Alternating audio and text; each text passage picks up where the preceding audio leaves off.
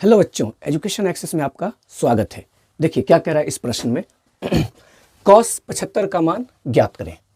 तो इसके लिए एक सर्व समीका है, एक फॉर्मूला है जिसे आपको याद रखना होगा। ठीक है, वो क्या है? cos a प्लस बी बराबर होता है cos a into cos B minus sine a into sine B, sine a into sine B.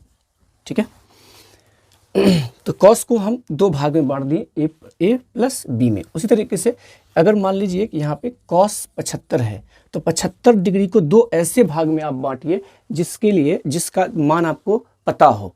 ठीक है, जैसे कि मान लीजिए कि 75 को अगर 45 डिग्री और 30 डिग्री में बांट दिया जाए तो 45 और 30 जोड़े कितना हो जाएगा? 75 हो जाएगा। और cos 45 के मान आपको ज्ञात है, cos 30 के भी मान ज्ञात है। ठीक है, तो मतलब 45 और 30 में इसे विभक्त कर देना है।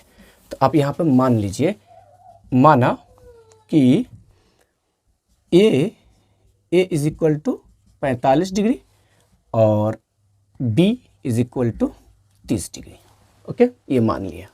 अब क्या करना है, इस पे वैल्यू पुट कर देना है, ऑटोमेटिक क्या आ जाएगा? cos 75 का मान आ जाएगा। देखिए cos a की जगह पे आप क्या बैठा देंगे? 45 डिग्री प्लस b की जगह पर 30 डिग्री बराबर cos a, तो cos 45 डिग्री गुणा cos b की जगह पर 30 डिग्री। ओके, फिर माइनस साइन a, तो a कितना है?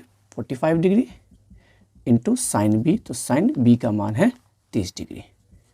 ठीक, और cos 45 और 30 को जोड़ देंगे तो कितना हो जाएगा? 75 डिग्री। और cos 45 का वैल्यू कितना होता है? तो 1/√2 गुना cos 30 का मान कितना होता है? √3/2 minus sine 45 1/√2 into sine 30 1/2। Okay, चलिए आगे देखिए, cos 75 डिग्री बराबर गुना कर देंगे तो कितना हो जाएगा? √3 1 √3 और 2 गुने √2 बराबर 2√2 माइनस 1 को 1 से गुना कीजिएगा तो 1 हो जाएगा, 2 गुने √2 2√2। अब क्या कर देंगे इसको? बट्टा पर का घटाओ। cos 75 डिग्री बराबर 2√2 और 2√2 का एलसीएम कितना होगा? 2√2। अब 2√2 1 बार में कैंसिल हो जाएगा, 1 टाइम्स में, तो 1 से गुना हो जाएगा तो √3 1 का √3 माइनस फिर 2√1 का 2√2 1 का 2√2 एक बार में, तो 1 1 का 1। तो cos 75 का वैल्यू कितना आ गया? √3 - 1/2√2। Option D is the correct answer. Okay.